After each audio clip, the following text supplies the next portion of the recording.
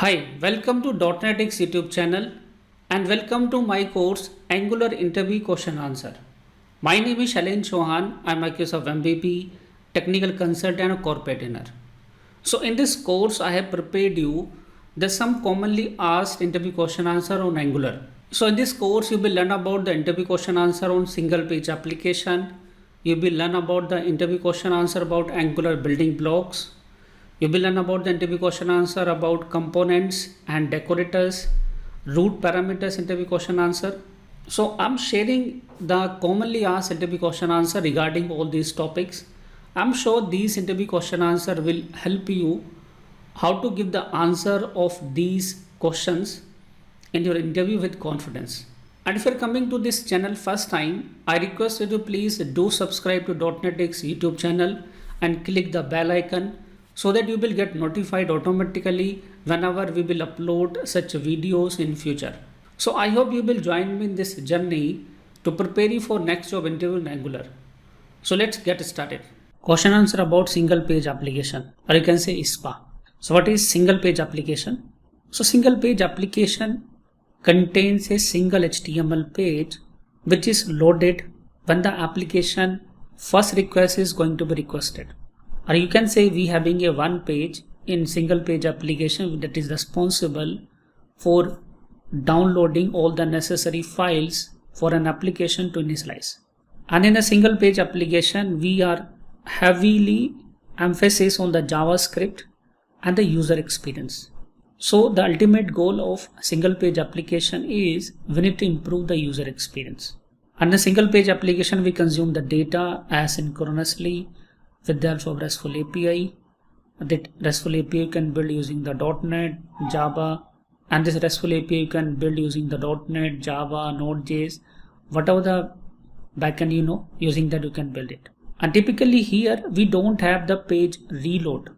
So when you are navigating from one page to another page in single page application, there is no page reload.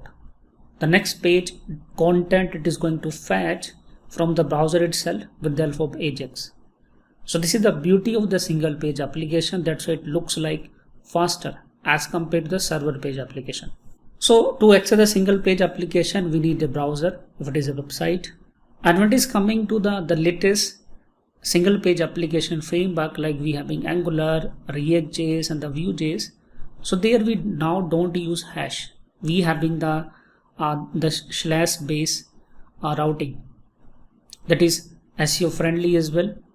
And that is not give you the feeling, let's say we having the unnecessary hash in the address bar for separating the URL.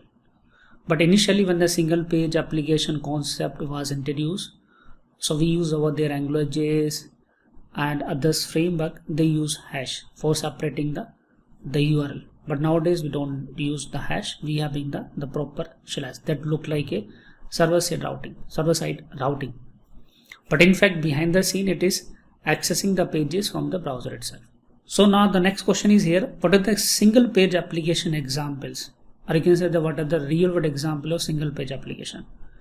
So in your daily life you are using various single page application. Few of the example I'm sharing with you, like Gmail, we having the Twitter, we having the Google Maps, we having the Facebook, we having the Chrome Web Store, and we having the GitHub pages. So these are the example of single page application. Even we having the Azure portal that is also built using the single page application concept for managing the Microsoft Azure cloud services. So now the next question is here, what are the frameworks can be used to build a single page application? In market we having the various framework. I'm sharing the most popular one. So we having the Angular, we having the React.js, we having the Vue.js, we having the Meteor. So these are the various JavaScript framework we having for building the enterprise grade single page application. So next question is here, how the multi-page application are different from the single page application. So first need to understand what are the multi-page application. So what are the application you build using the .NET, like .NET MVC, Java MVC. So those are the multi-page application. In multi-page application, our markup is going to be prepared on the server side. If you're looking at in this picture, so this is, let's say I'm having the ASP.NET MVC application where I wrote the code for data access layer, business access layer. I'm having the presentation access layer. So this is the layer where we actually dealing with the UI. So this layer will prepare the HTML to render into the browser. So it is returning the HTML which is going to render into the client machine with the help of a browser. So that content is going to be rendered as a document object model. So this is the way how the multi-page application we are having. And when we are navigating here from one page to another page, again all the things are going to process on the server side and return to the client side over there. So it takes time because the things are going to be processed here on the server side, but it is secure as compared to the single page application. When it is coming to the single page application, here we having the things at client side as well as on server side. If you're looking at on the server side, we build a REST API here because obviously here we need to communicate with the database. So how we will communicate with the database? So in that case, we create a REST API, and the REST API behind the scene might having the business access layer, that REST API might having the data access layer, and finally the REST API return the data in the JSON format. And on the same server, you might be hosted your Angular application. So what is happening? So Angular and the backend usually we host together. If you're hosting them together, so in the first request, it is going to render all the necessary things for our single page application. So the HTML is going to be rendered, even all the JavaScript library and the CSS library is going to be rendered into the client side. So here at the client side, the complete manipulation is going to happen. So at the client side, we are handling the presentation logic. What are the user interaction is happening, we are handling in the client side. On the server side, we just sending the data in the JSON format so that we save into database. So here we having the functionality on the client side as well as server side. And even in the client, in the single page application, when you are navigating from one page to another page, so the content will be requested from the browser itself. If the data is dynamic, so the dynamic data would be sent from the web API or it can the REST API to the Angular, and Angular will load it with the help of services. Similar way we having the object in the React.js like any other single page application. So ultimately in single page application, we are going to improve the user experience because everything is happening in the browser itself. So from the browser, the page is going to be rendered. If the page need a data from the database, we calling behind the scene the REST API. So both having the different way for dealing the UI. So if you are comparing the performance, so performance wise, the single page application look to you more smooth in browsing, but in multi-page application, it might not looking more smooth in the browsing side, but security wise, it is more better. So this is about the difference between multi-page application and single page application. Question answer about the Angular building blocks. So Angular various building blocks, we have modules, components, templates, metadata, data binding, directives, pipes. We having the routing, forms, services, and dependency injection. So when you build any Angular application, we need to create these various building blocks. The next question is here, please do explain the Angular initialization process. So here I'm just trying to explain the Angular initialization process with the alphabet diagram. So this is the picture which is going to explain the Angular initialization process main step. So it is start from the index.html file. So here we having the index.html file where we add this app-root element. So this is actually the master view, or you can say it is the master component which is we are going to render on the index.html file. Because Angular is a single page application, so index.html file is going to request it first time that will contain the root component. Then later on we having here a main.ts file which contain the setting about the root module. So which is the root module in our application, that is going to be decided by the main.ts file. And every Angular application need at least one root module. So that main module can have the information about the other modules So it can have the built-in module, it can have the user-defined module, and whatever the components, whatever the directives and pipes we create in our Angular application, those information also we need to tell to this main module. So here we having the component, directives and pipes, and these information is contained by the main module, or you can say these information is contained by the root module. So now these components, directives and pipe, now we able to access on the views, or you can say what are the views are connected to the Angular component.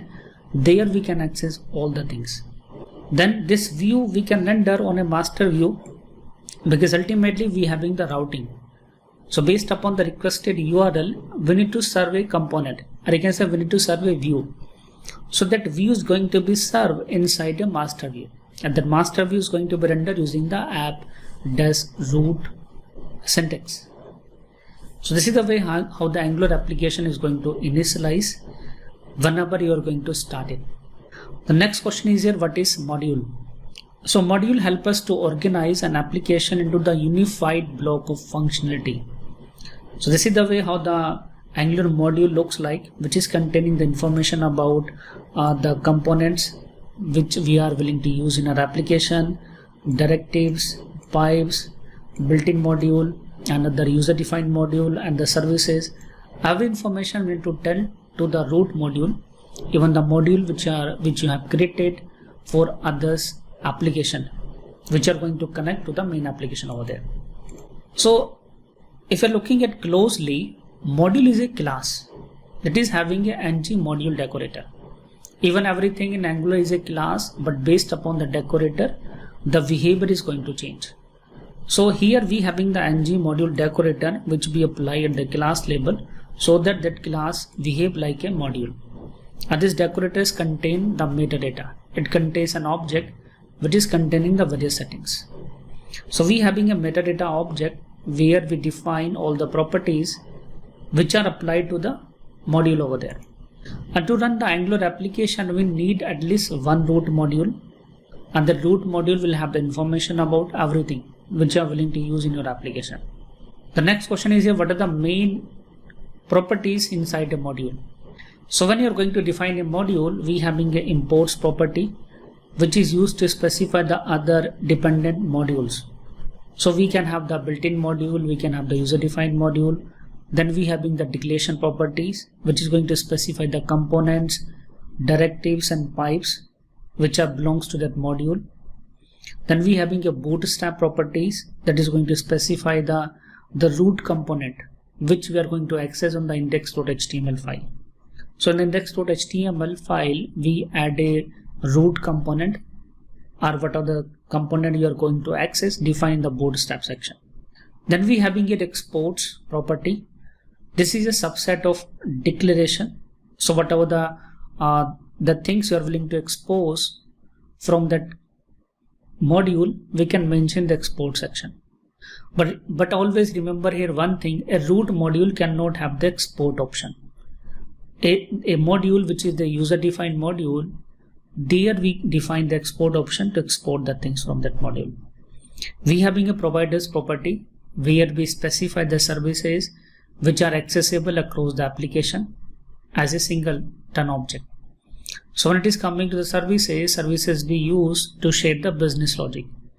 So how it can be the singleton? So we define the provider section at the root label module, or it's in any other module, so that whatever the module having the component, or let's say other things, it will be accessible as a singleton object.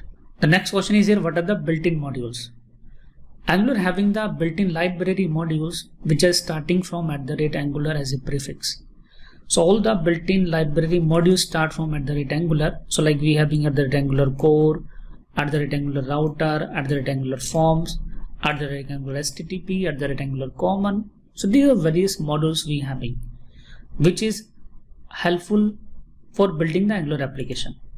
So Angular having the built-in library, even you can use the third-party modules as well using the npm manager if they are available on npmjs.com. Even you can also create your own package as well, which you can publish on the npm, and the people will download your own package using the npmjs.com. So built-in modules contain the built-in modules component services and the classes which are used by Angular application. When you are going to create a forms, things we need at the Angular form. When you're going to make the remote request, then we use Angular HTTP. When you're going to configure the routing, we need here the Angular router. When you need the core functionality of Angular, that is available in Angular shell as core. So these are the built-in modules which is having the necessary settings and configuration to get started with Angular. Question answer about components and decorators. So first question is here, what is component? So component is a type of directive which contains the templates, style and logic for the user interaction, because user is going to have a view where user start its interaction. So he's going to handle that interaction. So that interaction we handle in the component class. So component always exported as a custom HTML tag, as we having the div tag, as we having the paragraph. Similar way it is having your opening tag and the closing tag. And the component by default initialized by the Angular dependency injection, so you don't need to worry about. And a component contains mainly a template, a markup which is going to be rendered, a class, that is a class for handling the presentation logic, and it is having a metadata. So it is having a metadata which we define using the @component decorator, and in the metadata label we define the style sheet, we define the template, we define the other settings. So these things mainly actually going to create a component when it is coming to the component label. And if you're looking at the component example, the component look like this way. So this is my component, and here this is the decorator @component which is deciding the role of this class. This is the metadata here. In the metadata we define the selector property. This selector property is going to use how we can access it on the HTML page. Then we having a template, like which view it is going to render, that is going to define by the template. Then here we having the component class. In the component class we have defined the properties. So this is my name property which I'm binding here using the data binding syntax, and here also we are binding it as a interpolation syntax.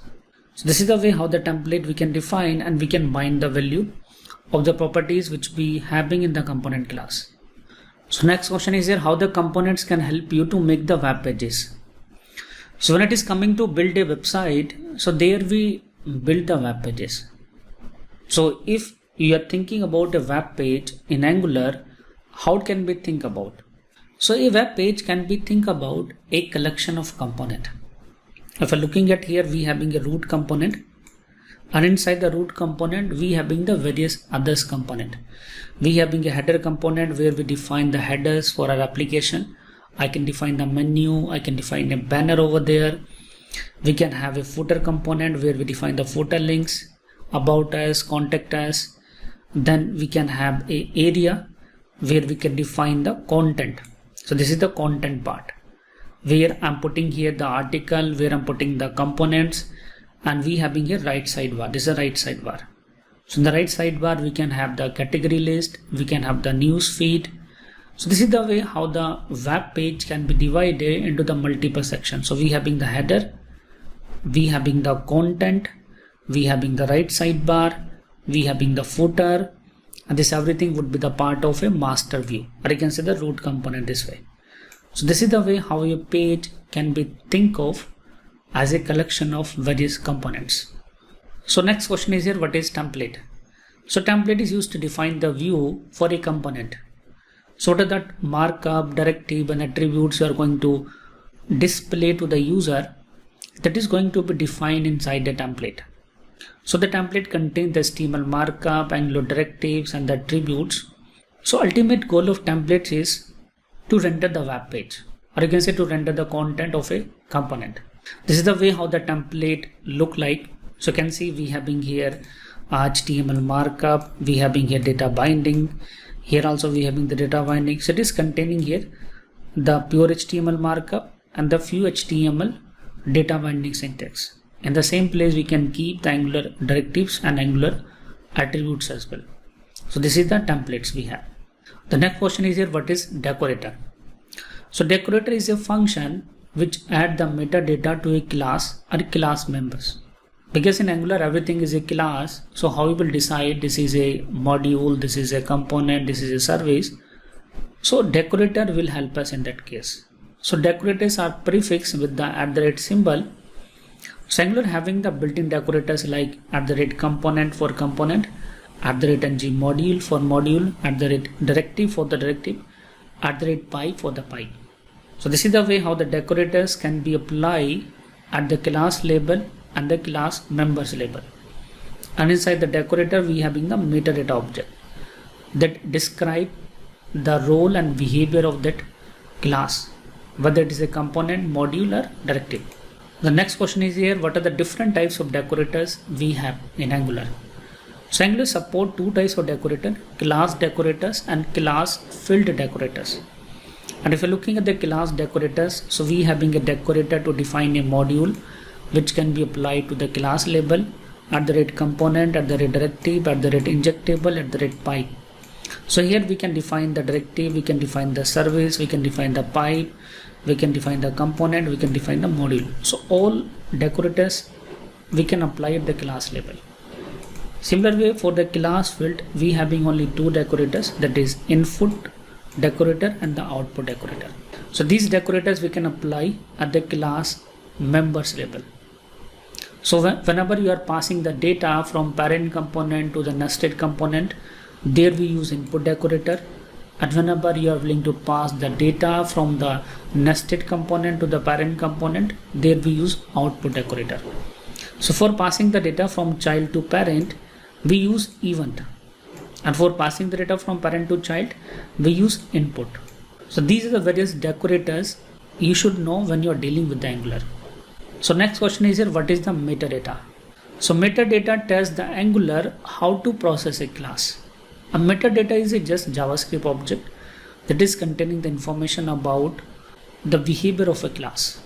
And the metadata is attached to the class label, it attached to the property label. So this is the example of the metadata where if you're looking at, I define here my component class. And this is the metadata object we having selector, we having template, we having style, we having. So here this @component is a component decorator. This selector is a directive name which we will use to access it in the HTML. And this is my view. So template is here nothing, it's a view over there. And inside the view, we are using the paragraph tag, or you can use the other tag as well. Then here we are binding the name. This name property is coming from this my component class, from here it is coming. And this is the name is here data binding in Angular. So this is the way how the metadata is explaining about a component. Similar way we having the explanation about a module, we having the explanation about a directive and the pipe also.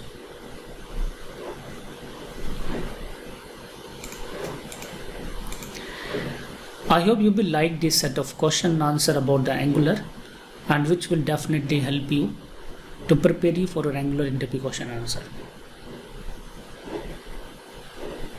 Question answer about root parameters.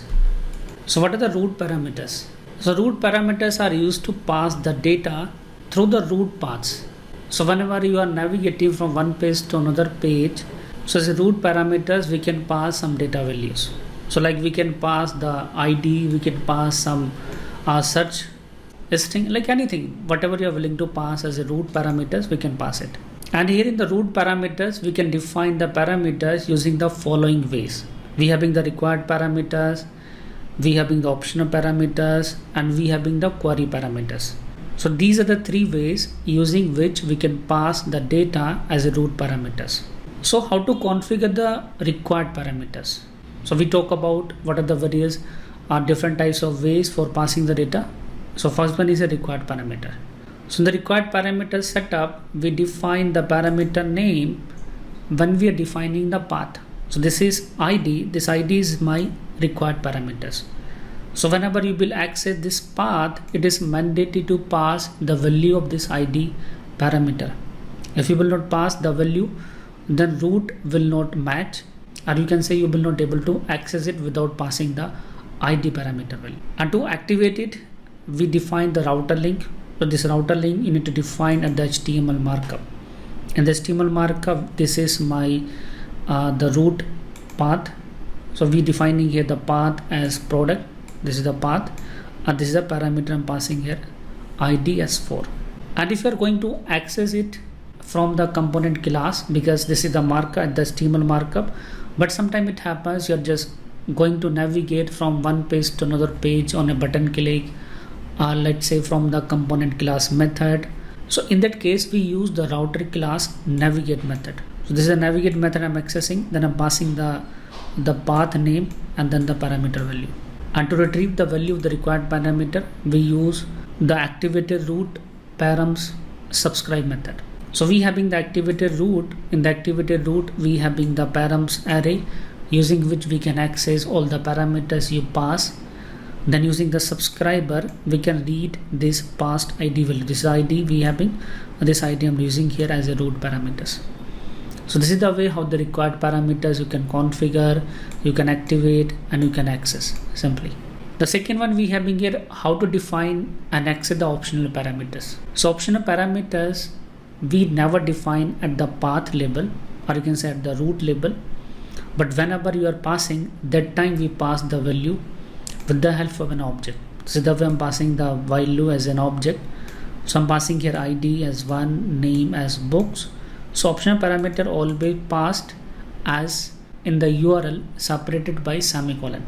So this is the way how can pass it from the HTML markup. This is the way how can pass it from the TypeScript code. So where we having the router class, the navigate method, then pass the ID, then pass the name over there simply.